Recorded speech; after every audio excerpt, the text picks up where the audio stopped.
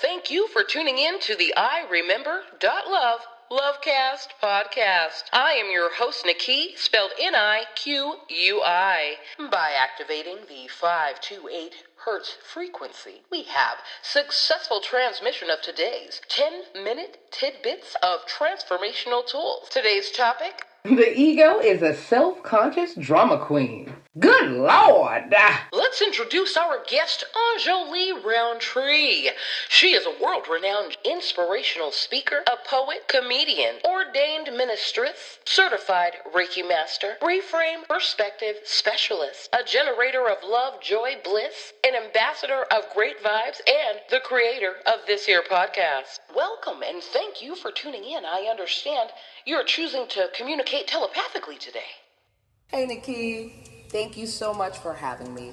I am grateful to be here with you now. Yes, I've chosen telepathy to communicate. I need to practice. I'm still strengthening my signal. Can you hear me okay? You are coming in rose quartz crystal clear, my dear. Great work tuning your frequency. Sweet. Thanks, Nikki. This practice is paying off. Hello, everyone, and thank you so much for tuning in to our 10-minute tidbits of transformational tools. And today's topic is: the ego is a self-conscious drama queen. Good Lord!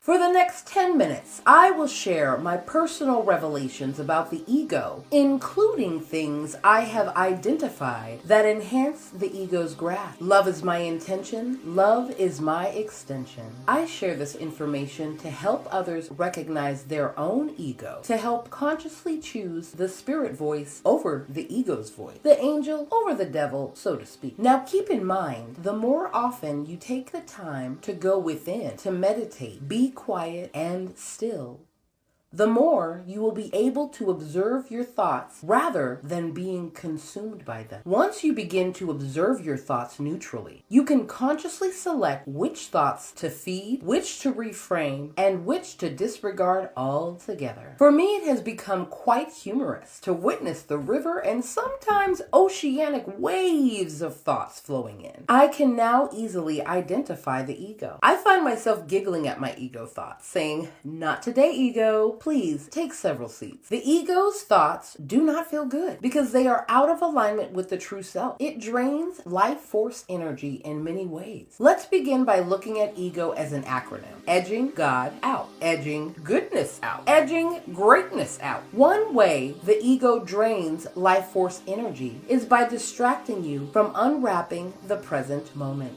being present. The ego uses memories along with negative self-talk to generate anxiety about the future. Oh my God, what if this happens again? You'll never get it right. The process of edging greatness out includes keeping you distracted from your alignment, your spirit, true self, God's self. It perpetuates the illusion of fear. What if it doesn't work out? What if they don't like it? Separation. I can't believe they think that way. They can no longer be a part of my life. And lack. There's never enough time, money, or energy. The ego is always looking for something wrong. Why is that there, God? Why do they do that? Boy, does the ego love to judge. Oh my God, why is she wearing that shirt? Not flattering. The negative self-talk. You know it's never gonna work. You're just gonna fail. You remember what happened last time, don't you? The ego is always the victim and will always place blame on others. It's not my fault I did that. I was triggered by what he said. The ego always has excuses and will never take responsibility. Dude, I'm only like 10 minutes late, gosh. And loves to be offended. What did you just say? What was that look for? How dare you? The ego loves to hear and spill the tea. Be up in everybody's business. Ooh, girl.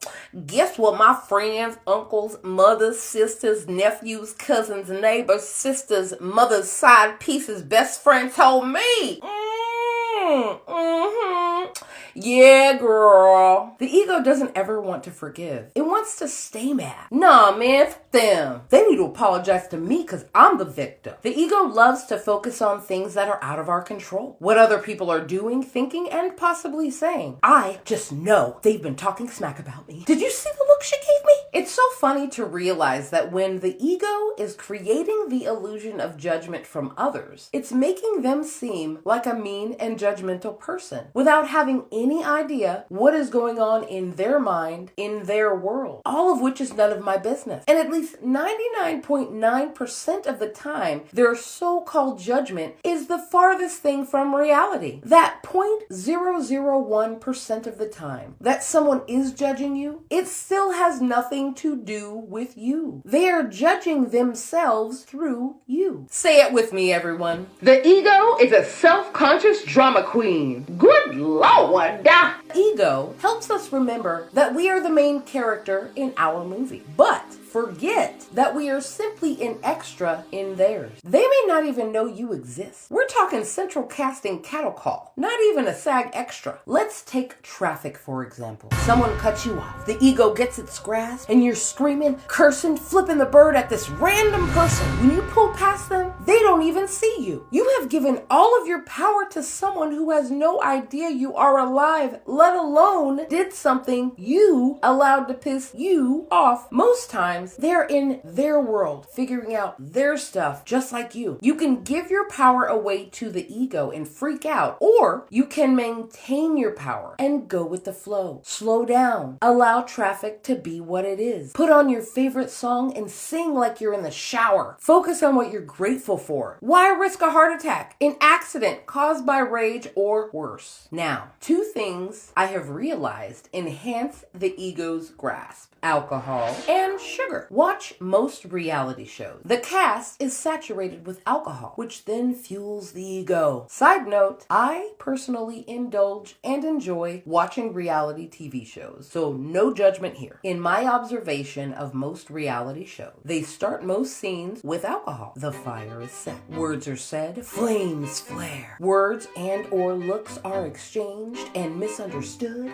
Explosions of unnecessary drama occur. Makes for great mind-numbing television. Most people can reflect on one or many instances where alcohol-fueled unnecessary drama has occurred. It's all ego. The ego must be right and is sometimes willing to get physical depending on how much alcohol has been consumed. When you are wasted, the ego is running the show. Now, sugar. I didn't experiment on myself. I was being hard-headed. A few weeks after completing a cleanse, I was feeling amazing, and I decided to submit to my ego and cheat. I had a scone for breakfast. I became so self-conscious and irritable. I found myself having to check my ego way more than usual that day. I felt like poop. The feeling even bled into the following day. It was much less intense, but I had to check myself several times that day as well. Needless to say, I will not be having a scone for breakfast for a very long time, if ever again. Now, on to the how. In my personal experience, I've recognized the greatest life force energy sucking tool of the ego: focusing on the how. How will you get from point A to point B? The ego wants to abandon the present moment, to spin in circles about how things will work out, oftentimes taking one into a spiral of negative what ifs. What if it doesn't work out? What if this happens? What if? What if? The how is none of our business. Remember, the universe, God, love has your back. Our job is to stay connected, tapped into our true, loving God self, higher self, Holy Spirit, whatever you wish to call it. We ask, we believe, we receive. Ask for what you want. Believe it is already yours and receive the divine guidance and inspiration that will lead you on a joyful journey to and through the how. By unwrapping the present moment as often as possible, you will receive that guidance from your spirit. Walk by faith, not by sight. And when you are truly tapped in, there is no fear. There is only trust, knowing you are supported because you are worthy and divine. You are aware that everything is always working for your highest good. Follow what feels good, what brings you joy. Stay connected to your spirit and grow with the flow. When we allow the ego to win and focus on how things will unfold, we experience unnecessary we struggle. We are forcing instead of flowing. Our human minds are limited on perspective and can only conjure familiar ideas about how things will pan out. The universe has a bird's eye view of what is going on and will always align you with the perfect people, places, and things to get you to your desired destination. It is a much more joyful and exciting journey when you are tapped in and actively following your divine guidance and inspiration. Unwrapping each present moment as often as possible, trust and move through the world with greater grace and ease. Stay tuned in, tapped in, and turned on, y'all. You have everything you need. Thank you so much for tuning in to our 10-minute tidbits of transformational tools. The ego is a self-conscious drama queen.